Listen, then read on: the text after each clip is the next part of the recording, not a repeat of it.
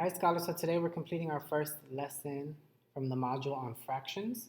So let's start with our learning intention. Thoughtful mathematicians identify fractional amounts of a whole.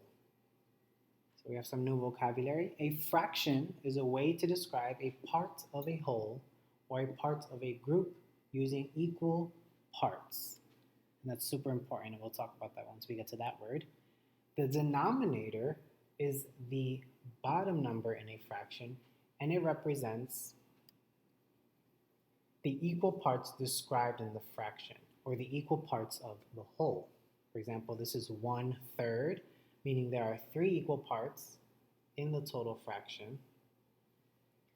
The numerator is the top number, or the number above the line, and it represents the equal parts described in the fraction.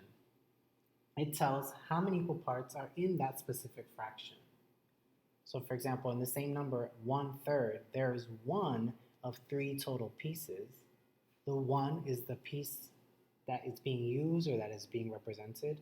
The 3 is telling you how many total there are. So basically 1 of 3 or 1/3. And equal parts are parts of an object or group that have been divided equally into pieces. If you have parts of a whole and the parts are not equal, it is not a fraction. It is just a part. Equal parts are fractions. It's super important to remember. So I have here a diagram representing a fraction. And I want to answer these or fill in these blanks about that diagram. This circle has two equal parts. It is divided into, what's the fractional amount? Well, these are halves.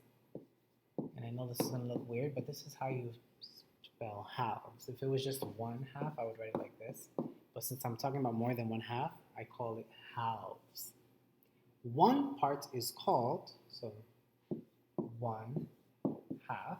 I'm going to write it in word form and in fraction form.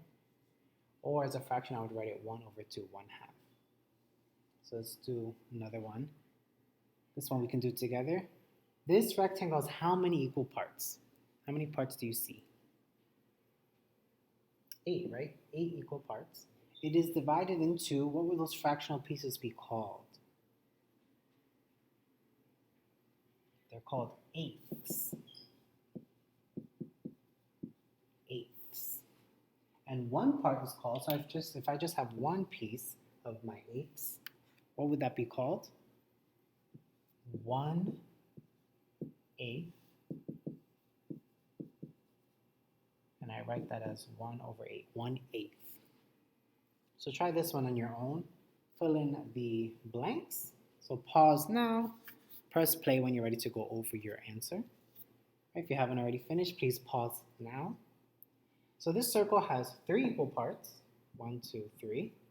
And it is divided into thirds. That's what we call a fraction has 3 pieces. And one part is called 1/3. We can write it as a word or as a fraction, 1/3. So one more problem here. Each shape is a whole divided into equal parts. Name the fractional unit and then count and tell how many of those units are shaded. The first one is done for you. So here I see 1, 2, 3, 4 pieces.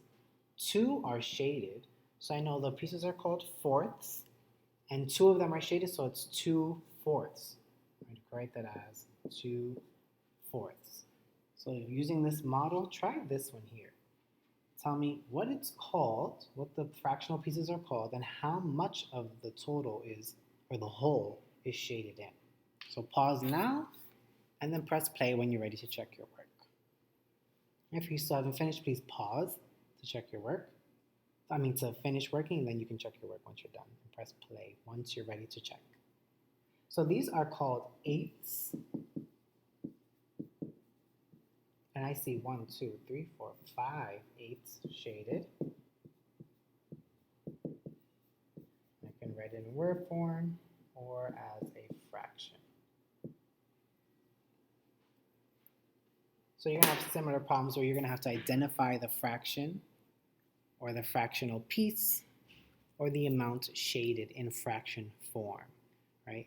So just remember, fractions are equal parts of a whole. The numerator is the top number, and that represents how many are shaded or being used or represented.